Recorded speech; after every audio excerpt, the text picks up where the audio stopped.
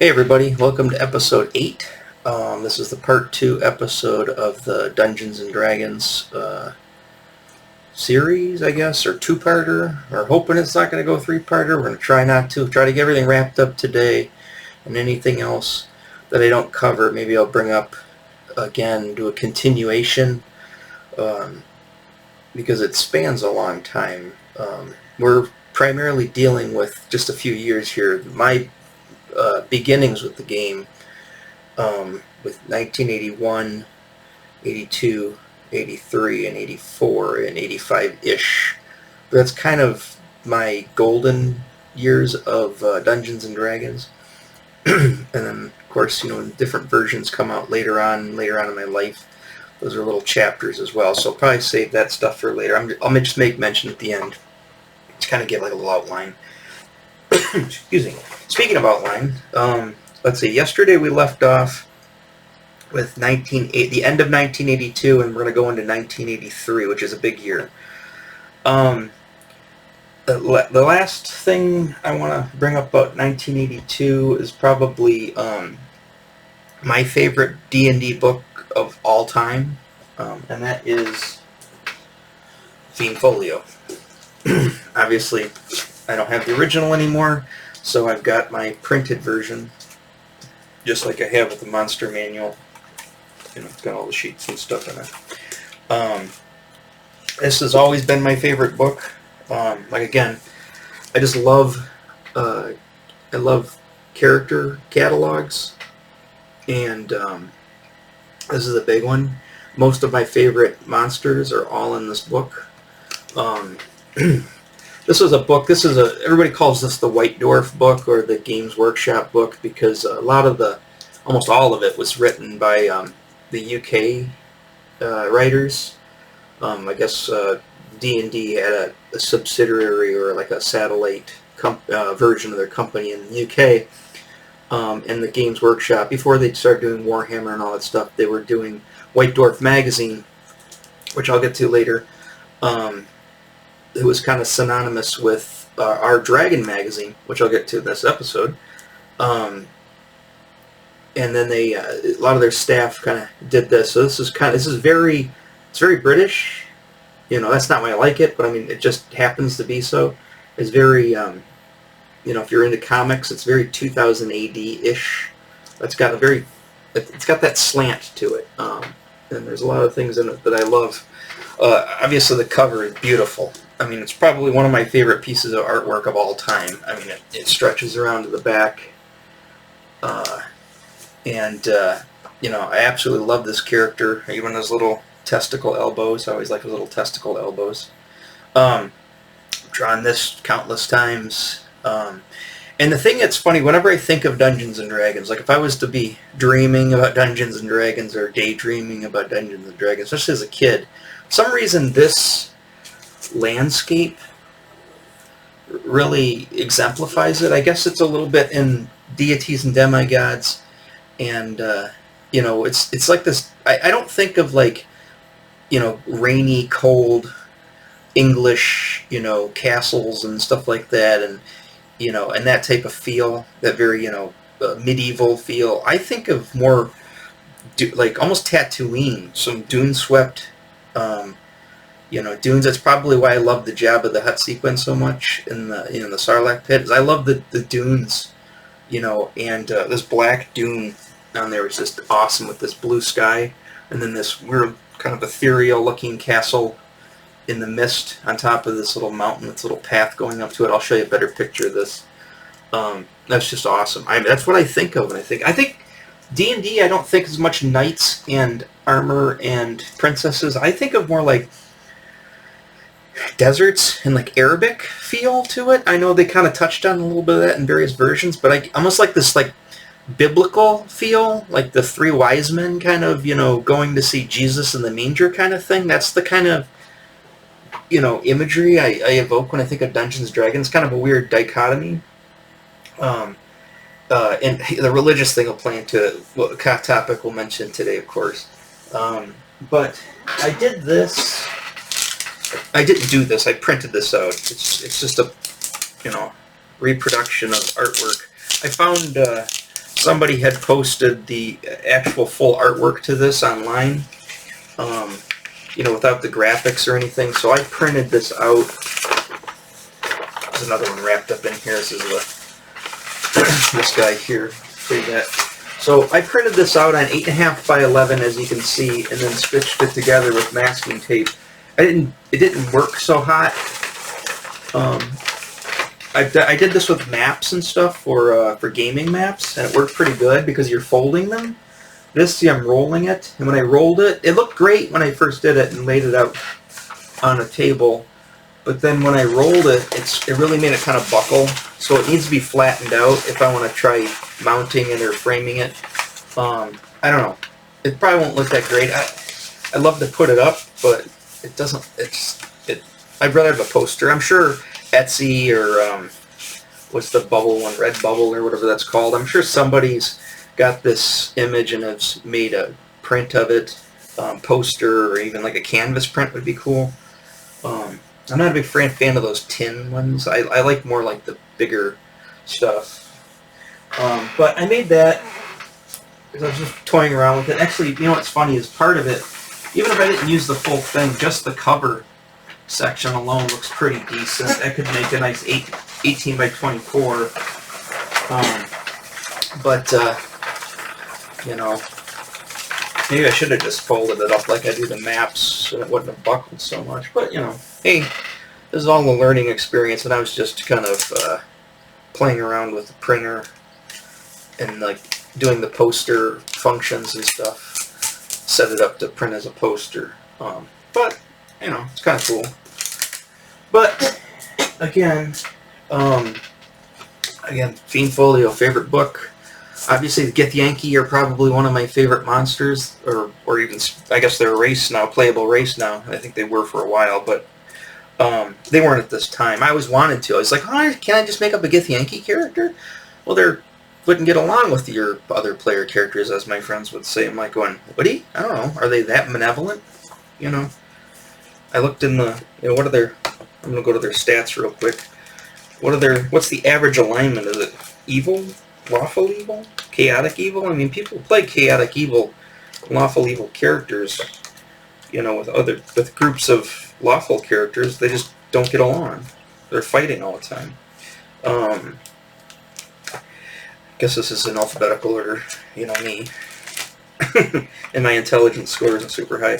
Let's see, their alignment is variable, but always evil. So they could be neutral evil, you know, kind of bad guys, but not really bad guys. I love that drawing as well. I really love this drawing. It does have a very, if you can see it okay, it does have a very British, you know, 2000 AD feel to it, you know, very White Dwarf feel to it. Almost looks like it would belong in like Rogue Trader or any Games Workshop stuff, you know. I like that aspect. Another one of my favorite characters, which I'll get to later when I talk about the toys, is the Grell. Love the Grell. Big brain with a beak and octopus tentacles. How could you not like that? And of course, probably one of my all-time favorites as well is, come on, Tim. Alphabetical order.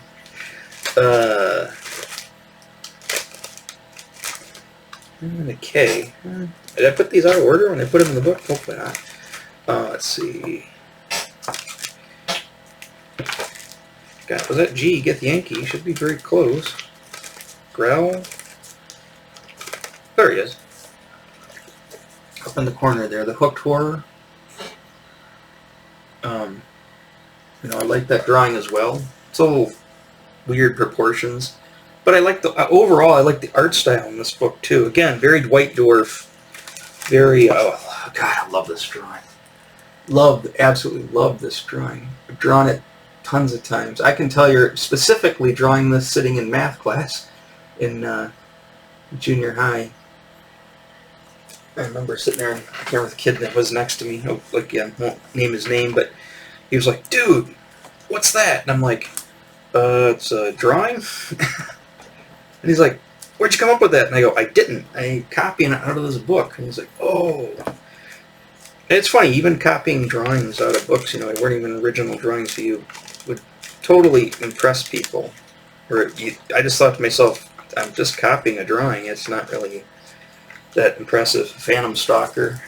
These guys, it's funny, and I'll get to that when I get to the next section, or this part in 1983 is a lot of these characters end up showing up like in the toy line, the Hook Horror, Phantom Stalker. I think the Shadow Demon's in here. So when I get to the cartoon, the 80s cartoon, they really were pulling a lot from this, more so than the Monster Manual.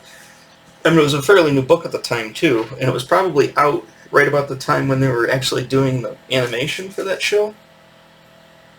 But I thought about buying it again, but you know what? Do I really need it? I've seen the image. I know the image by heart. There's a copy of the image. I might get a blue instead of a white to kind of look cooler. Blue binder. I think I might do that with some of them. Just see if I can find some good colored binders to put these in to kind of match the cover a little bit more.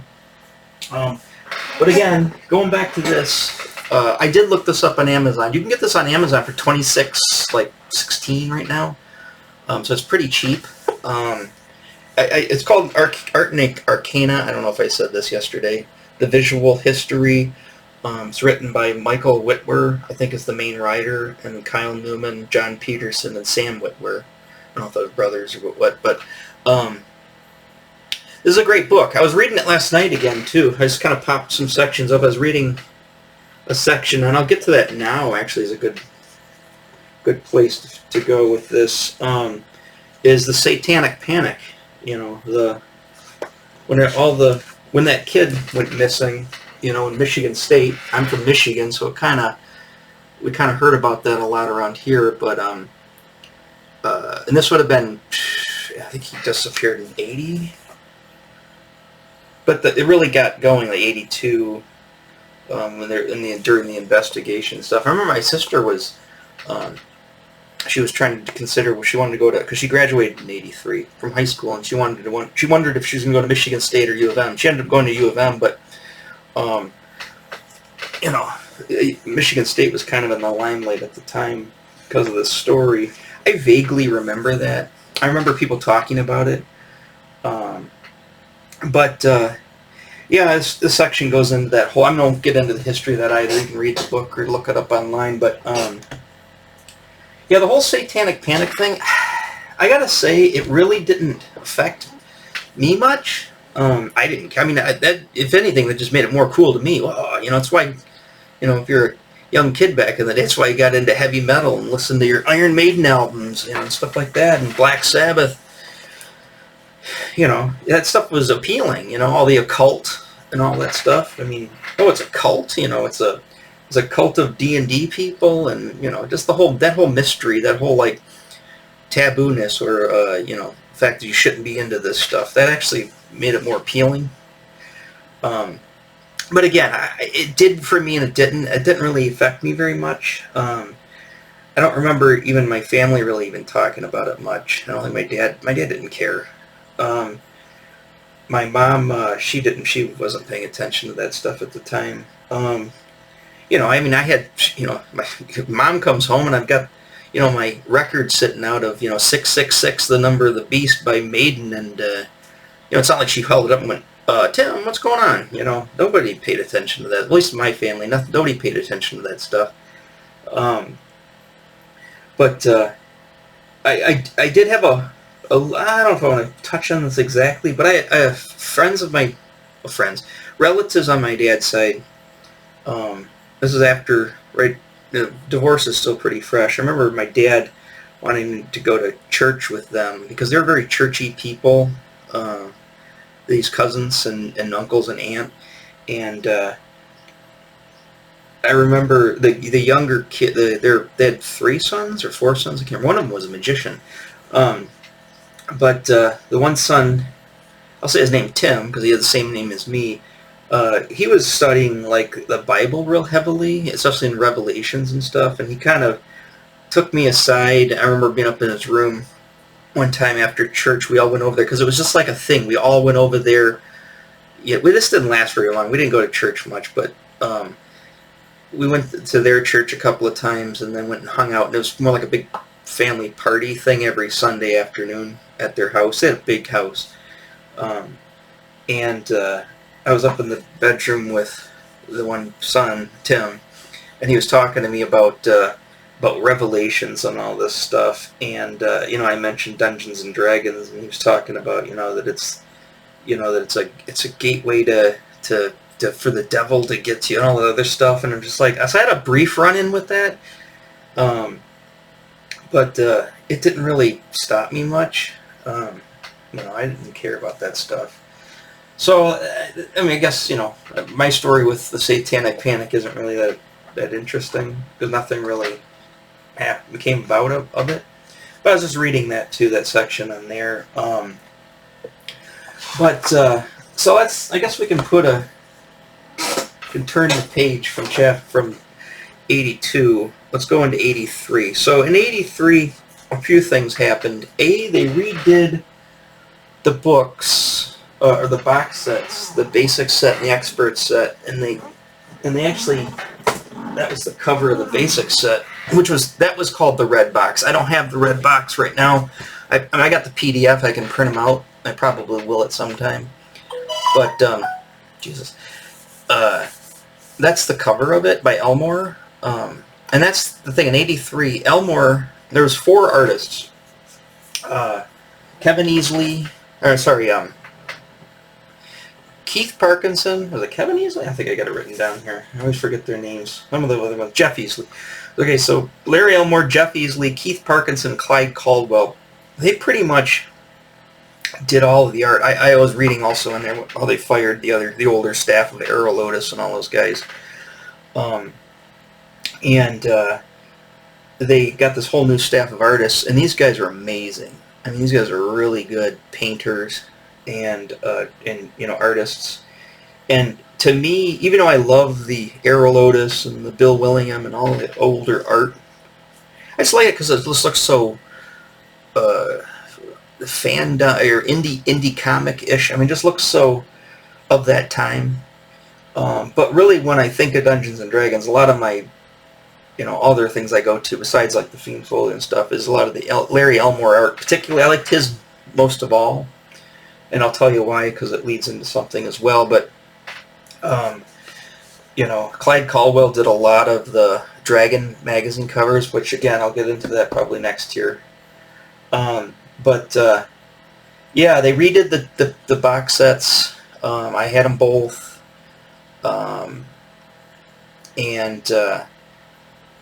they started to redo some of the other art. I don't know if the Orange Spine books came out in 83. It was either 83 or they started in 84. They basically redid all of the hardcover books with newer art, updated art. Still the same pages inside. They didn't updated in the interior, but the exterior was all revamped. And there's a reason. There was some reason. The Satanic Panic thing had something to do with it. They're trying to eliminate all the demonic, imagery and stuff out there, and kind of they said scrub it in the book. They're talking about scrubbing the whole line. I mean, I got that stuff too. That basic set had Larry Elmore art all over the place on the inside. It had that solo adventure, which I thought was the coolest thing. I don't want to have to get together with a bunch of people. I want to play this game by myself. And then also, I'm going to make a brief interjection here. This is also, it was more 84-ish, but 83, 84 is when they came out the Endless Quest books, which were Choose Your Own Adventure books. I had Choose Your Own Adventure books, which are literally called Choose Your Own Adventure books. You could get those at my school library. But then they started doing the Endless Quest books, and I had the box set. I sold it, of course. This is one I really could kick myself for selling, was that box set. That thing's hard to get now. But it was box set, the first 4 books, like the Pillars of Pentagarn and Dungeon of Dread was the very first #1 book. I can't remember what the elf one was. You're a character, and it's a choose your own adventure, and that kind of plays out. So you can play by yourself, essentially, no dice or anything, just got a book. And those came out. I got a lot of those, actually, outside of that box set. I got a lot of them through the book the Scholastics book sale thing I was mentioning about the storybooks with school. They usually had one or two of the Endless Quest books available there. I remember I got probably at least 5 of them, maybe 6 of them that way. But again, I don't have them to show you, so it's kind of moot at this point. Look them up if you want. They're called Endless Quest, Dungeons & Dragons Endless Quest books. A lot of Larry Elmore art was on those as well. But I was talking about the artists and talking about that time frame. Now this is a 1987. It's the only copy I own because I've gotten rid of mine long since. The only copy of Dragon magazine I have is this one. There's 126. Yeah, this is 1987. I'm going to reference this later on when I talk about another subject, which is kind of, by this time, my literal Dungeons and Dragons interest kind of waned, and I started to get into other games at the time. Role-playing games, tabletop games. The big thing I want to mention in here, and I'll get to this later, because I'm going to talk about it separately, is this little advert for Warhammer 40,000 and the Space Marines. Oh, I'll get to it later, but when I saw that, I was done. I mean, I was all in. I wanted that immensely. But yeah, Dragon magazine. So yeah, they're all kind of the same format. The older ones are a little more, of the times as well. But they had articles about the games. The Dragon didn't have a lot of adventures in it. Those were more for like Dungeon magazine that eventually came out, I think, the next year or the year after. But they talked about like how to play character classes, lots of artwork, lots of advertisements for other games. Again, that's how I kind of got into it. I like the Palladium games, the Ninja Turtles game, which I'll get to as well, 85. Marvel Superheroes, again, I'll get to that. I always wanted this game but never got it. I never saw it. I've never seen it, but I always remember this ad, this Living Steel. I thought it just looked cool, but I've never actually seen it in real life. Here's the other thing that came out in 87 was West End Games did the Star Wars role-playing game, and that, like I said, I was done with Star Wars by 84. Most people were done by 85. Nobody was talking about Star Wars anymore. But when this game came out in 87, a lot of the diehard Star Wars people who really like Star Wars, especially role-playing games, that was a big deal. That came out. Still love that game. There's the main book for it there. I've got PDFs of all that stuff. We got PDFs of almost every TSR product that was out, or that's not TSR, but a lot of other games. But Dragon magazine was big, and I liked just getting the magazine. I just liked having it. I would look through it constantly. You would go to the bookstore and just sit there and look through the Dragon magazine if I didn't have that issue, or borrowed other people's Dragon magazines. That was a big thing. It's no more. It's kind of sad. Although it I don't really care now because new Dungeons and Dragons just doesn't do it for me. Yeah, so we cover that. So it's a good. Okay, so let's get into the toys. Again, the only representation I have of that is the new NECA Orduk. I showed it to you yesterday. He was one of the characters they had for the LJN line. They actually did have them in a module called the Shadowy Inn or Shady Inn, I think. And they did actually show up on the cartoon. He did at least once, I believe. I don't know if he showed up any other times, but I know once he did. A lot of the action figures from the LJN line showed up. But it wasn't just the LJN line. I mean, it was LJN, but it wasn't just those figures in particular. The book's got a brief mention about it. But there was the LJN line. Orduk, you can see him right there next to Strongheart. Incidentally, Strongheart comes out. I got him pre-ordered on Big Bad Toys, so they have a Strongheart version. I want to see that. Him and Zarek, the Hobgoblin Thief. I'm hoping that they do all of them. And then there's that Hooked Horror, if you can see him. He's way back here, Dragoon and Hook Horror. And then there's the Fortress of Fang. Now, again, these are like 3 3/4, and they might even been 4 inches, you know, and they had kind of sort of the G.I. Joe articulation to them. They had the rubber band, the O-ring inside of them. Sorry. But, you know, there was the back of the card. So they could do stuff like that. So even though this is a 7-inch figure, I mean, to make, and they don't have necessarily vehicles per se, they have mounts, which they can do 7-inch mounts, trust me. McFarlane does it. I can't remember what that other one's called. Mythic Legions, they do it. So they can do mounts like Nightmare. Again, I didn't have any of the mounts or the dragon. I pretty much had this, these two, the 3 giants, and the mainline characters, which I don't think I had Elkhorn. He's the only one I never got, the little dwarf. But they also had these. It's a tiny picture, but they had these, which is, there's the Grell, as you can see here. They had these like rubber, these are bendable, some of them were bendable, some weren't, but they were painted rubber figurines that were kind of, sort of not really the same scale as the action figures.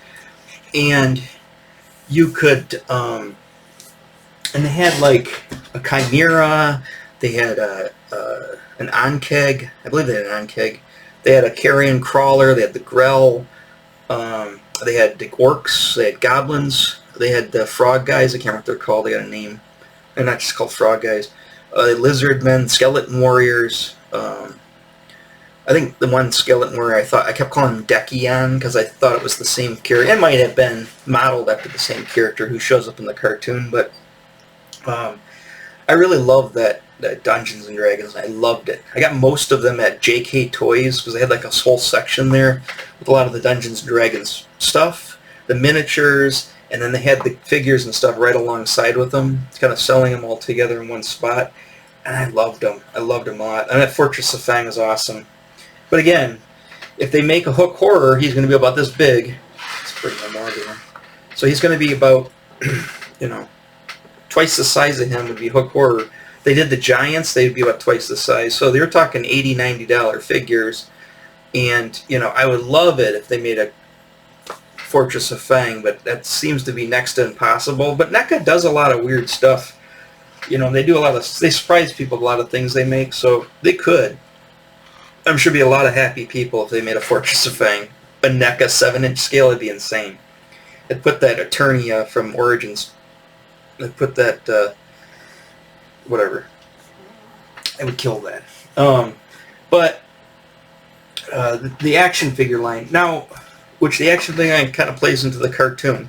I'm sure everybody who's kind of into this stuff, or care to be, who's watching this far in, probably knows what the Dungeons & Dragons cartoon is. And incidentally, Hasbro's come out with Dungeons & Dragons action figures for that cartoon, which I find kind of odd that they did that. I know they had a movie with the new Dungeons & Dragons, but coming out with it is kind of weird, why they would pick that.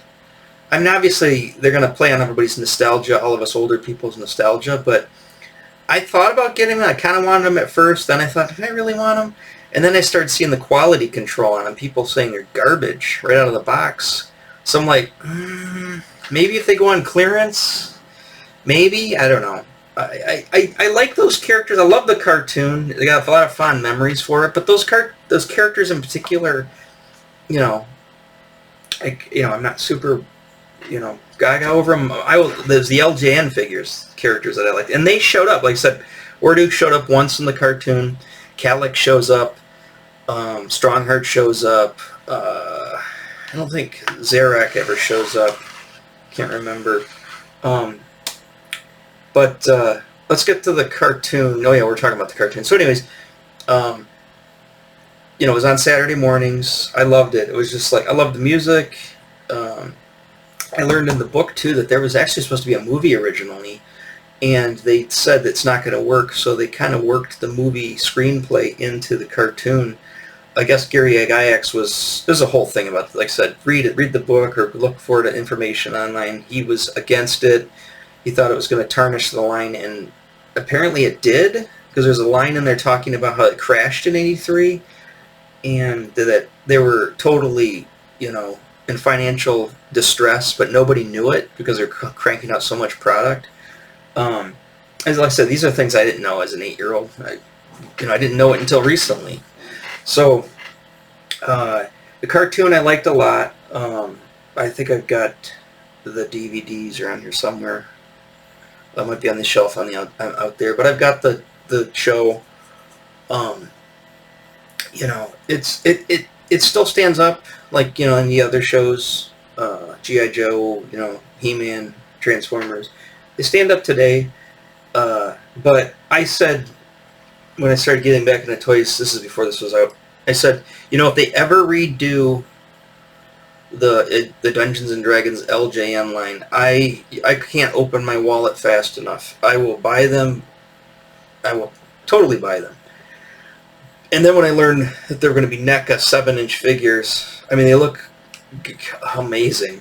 But I'm like, that means that they're not going to do Fortress of Fang.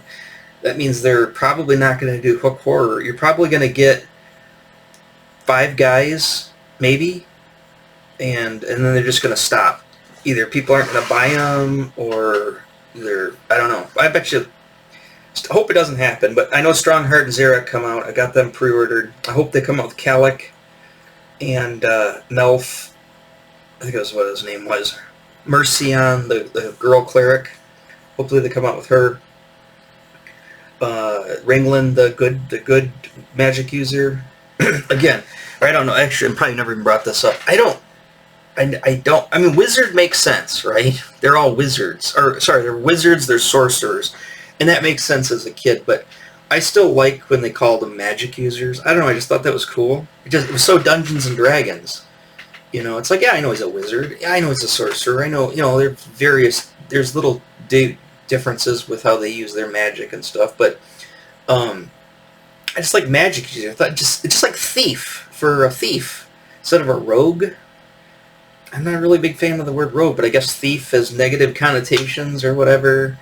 But I like thief. I thought thief was a cool class, and even in the basic set, they weren't even it was class and race together. It was just thief, just magic user. There was just elf. You weren't an elf ranger. You weren't an elf fighter, an elf magic user. You were. Did I say that already?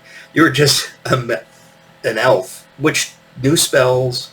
Dwarf is the same thing. You just assumed a dwarf was a fighter. So they had a lot of fighting skills and stuff like that.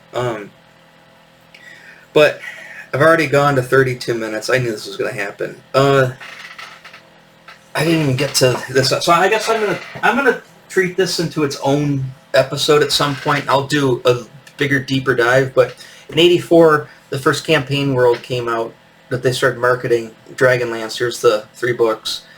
And then they had these are the tales. The short story, the anthologies. But they came out with a series of modules that pretty much followed these novels pretty closely. And a lot of those 4 guys, but a lot of Larry Elmore specifically. Seemed like he really was the Dragonlance guy. His art's all over it. Yeah, and that's it's a big subject, so I'd probably save that for a separate episode once going to Dragonlance. But that was 84. I guess the last thing I'm going to mention was Super 7. These are just printouts. But Super 7 did or is doing these reaction figures. They're part of the reaction line, which is kind of like a 3 3/4, 5 points of articulation play on Star Wars. They've been around for a long time, and they've got so many licenses under it, but they got the Dungeons and Dragons line. There's the Fiend Folio one, and of course the Sorceress from the basic set, and then the Efreeti from Big Demon Guy. Again, this is what they changed this because of the Satanic Panic when they did that. But anyways, which is goofy because this guy's totally out of scale with these, but they're simple action figures, and they look cool. The packaging looks cool. That's why I printed them out. I just wanted the artwork on these cards. They don't look great. I mean, obviously a Gith Yankee by NECA would be 100 times, or even if Super 7 wanted to do 7-inch Dungeons and Dragons figures, that'd be amazing. But they're $20 a pop, and it's too expensive for my blood. I'm not paying $20 for 5 points of articulation, 3 3/4-inch action figure. You know how much nostalgia I got for this product. I'm not paying $20 a figure. If they go on clearance for like $10, I'll probably pick them up. Yeah, at that kind of cost, and that's the problem with these reaction figures. They're just so astronomically expensive. Just like their Ultimate lines is really out of my price range. I've got 4 of them, and I'll get to those later. But sorry, there's guys outside my window picking up stuff.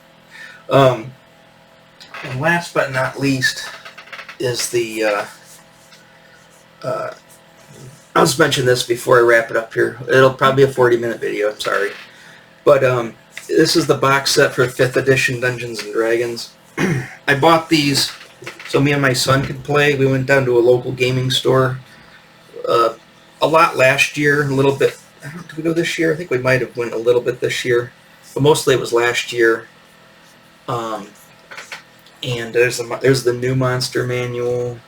There's a... What are they? Dungeon Master's Screen, Dungeon Master's Guide, and Player's Handbook. So it's the core box set. My thoughts on it is this: I don't like it. I don't like this. I don't like these books. I don't like the artwork. I don't think it's terrible. It just doesn't feel like Dungeons and Dragons to me. It's too new. It doesn't evoke the same, sense that that the old stuff does. The old stuff that stuff does it for me. The new stuff doesn't. And I enjoyed hanging out with my son and playing down there. And we played a lot. We played this one campaign. It went on. It got so boring. I just couldn't take it anymore. Nice people, but I just couldn't take it anymore. It's so boring. I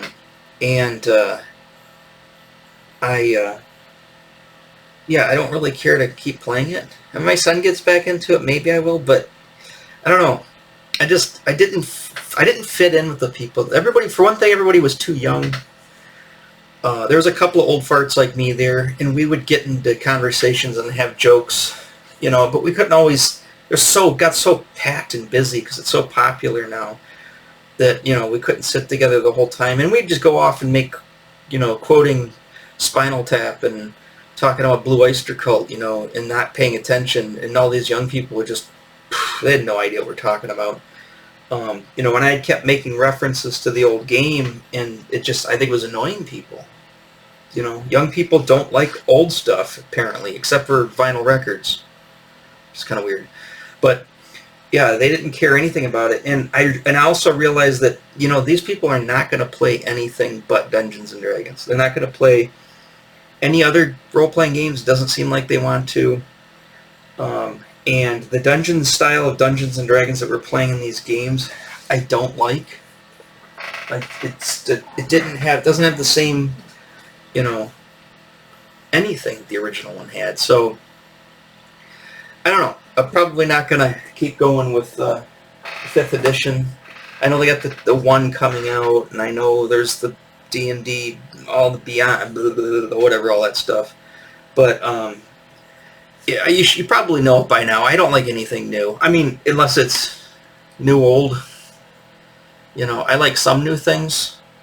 But pretty much, and even that, I mean, you got the Motu Origins, right? Those are cool, But even that, I would really, when it comes down to it, I keep saying it. I just want my old toys back. I'll take the Origins over the Vintage because they're superior. That's a great War Duke, but I still want the original War Duke. I like my Star Wars Retro. The new Transformers are okay. They're pretty cool, and they are superior to the old ones. I just wish the packaging was like the old packaging, but, the G.I. Joe Classified's out. I guess I'm getting off track here, but let's wrap this up because it's going to hit 40 minutes in about 2 seconds. All right, so I don't know what I'm going to do tomorrow. I probably won't continue with Dungeons & Dragons. I'll probably get back into another toy line, but until then, take it easy, and I'll see you tomorrow.